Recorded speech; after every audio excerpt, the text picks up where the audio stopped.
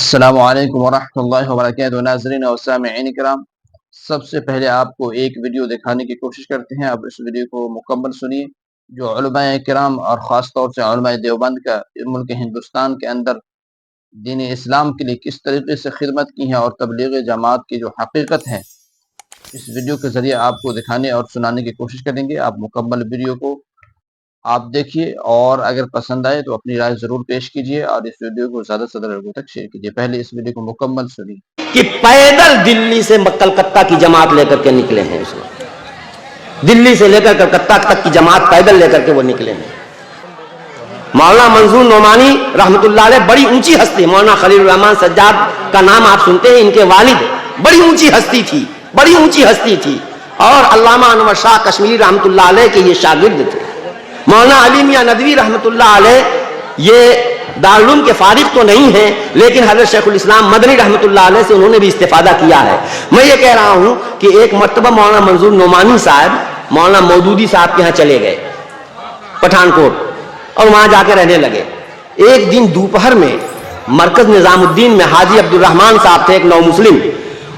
دوپہر کے وقت جب سب لوگ قیلولہ کرنے لگے تو ان کا دروازہ کھٹکھٹانے کی آواز آئی۔ حاجی صاحب سمجھ گئے کہ یہ بڑے میاں ہیں، یعنی مولانا الیاس صاحب ہیں، وہ کھٹکھٹا رہے ہیں۔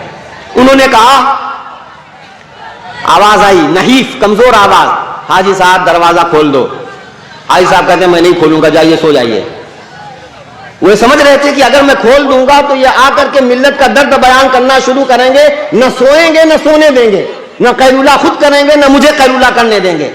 لیکن روحانسی آواز میں، رونے کی آواز کے ساتھ کہا، حاجی صاحب میں بہت ضروری کام سے آیا ہوں، اللہ کے واسطے دروازہ کھول دو۔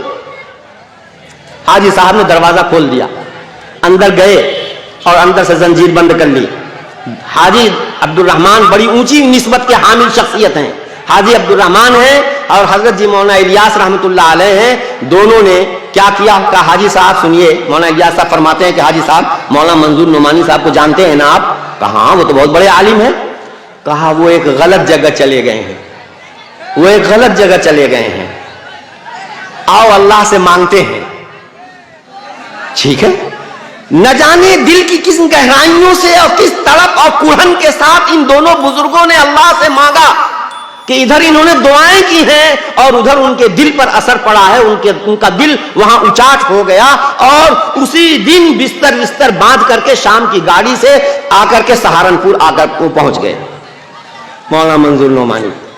اور پھر یہاں سے خانقاہ رائے پور گئے حضرت مولانا شاہ عبد القادر رحمۃ اللہ علیہ کے پاس۔ پھر وہاں کچھ دن گزارنے کے بعد شیخ زکریا اور شاہ عبد القادر دونوں حضرات کے مشورے سے مرکز نظام الدین گئے، اور مرکز نظام الدین میں مہینوں رہ گئے، اور وہاں ان کا اتنا دل لگا، اتنا دل لگا، اتنا دل لگا، اور اس تبلیغ سے اس قدر، یعنی اس کا طریقہ اور اس کا انداز اور اس کی افادیت ان کے دل میں اس قدر اتری کہ پیدل دلی سے کلکتہ کی جماعت لے کر کے نکلے ہیں۔ اس میں دلی سے لے کر کلکتہ تک کی جماعت پیدل لے کر کے وہ نکلے ہیں، کہ پیدل دلی سے کلکتہ کی جماعت لے کر کے نکلے ہیں۔ اس میں دلی سے لے کر کلکتہ تک کی جماعت پیدل لے کر کے وہ نکلے ہیں، اور پھر اللہ تبارک و تعالیٰ نے ان کے ذریعے سے جو ہے اسی طریقے سے مولانا علی میاں ندوی کو اللہ تبارک و تعالیٰ نے توفیق عطا فرمائی، اور عرب دنیا میں اس دعوت و تبلیغ کو متعارف کرانے میں جتنا کردار مولانا ابو الحسن علی ندوی رحمۃ اللہ علیہ کا تھا، کسی کا نہیں ہے۔ تو ناظرین اکرام، آپ لوگوں نے ویڈیو کے اندر جو حضرت بیان کر رہے تھے آپ نے مکمل سنا، اور مکمل سننے کے بعد آپ لوگ سمجھ گئے ہوں گے کہ علماء کرام خاص طور سے علماء دیوبند کا کیا کردار رہا ہے ان کے ہندوستان کے اندر دین پھیلانے کا، اور کس طریقے سے محبت کے ساتھ اور سادگی کے ساتھ تبلیغی جماعت سے تعلق رکھ کر کے یہ ملک ہندوستان کے اندر جو دین پھیلائیں۔ تو میرے بھائی اور دوستو، آپ کی کیا رائے ہے اور آپ کیا کہنا چاہ رہے ہیں؟ کمنٹ باکس میں کمنٹ کر کے ضرور اپنی رائے پیش کریں۔ اس ویڈیو کو زیادہ سے زیادہ تک شیئر کریں۔ ہمارے چینل پہ نہیں ہے تو ہمارے چینل کو ضرور سبسکرائب کر لیں۔ السلام علیکم اور